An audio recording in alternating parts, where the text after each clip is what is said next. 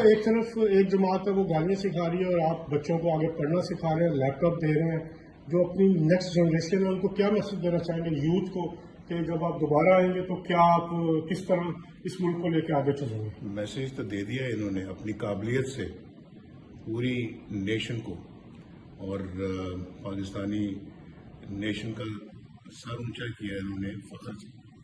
تو میرا خیال ہے کہ یہ تو بہت بڑا ایک لیسن ہے نا جی، اور ہماری طرف سے تو بھرپور شاباش. ہم دونوں بھائی کھڑے ہیں یہاں پہ اور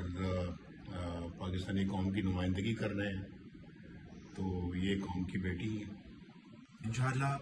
اللہ تعالیٰ نے اگر موقع دیا میاں نواز شریف صاحب کی لیڈرشپ میں تو تعلیم کے میدان میں انقلابی اصلاحات لے کے آئیں گے، اور خاص طور پر وہ بچے اور بچیاں لاکھوں کروڑوں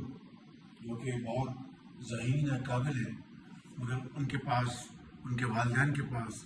اتنے مالی وسائل نہیں، ان کو امپاور کرنا، ان کو تعلیم کے زیور سے آراستہ پراستہ کرنا. انشاءاللہ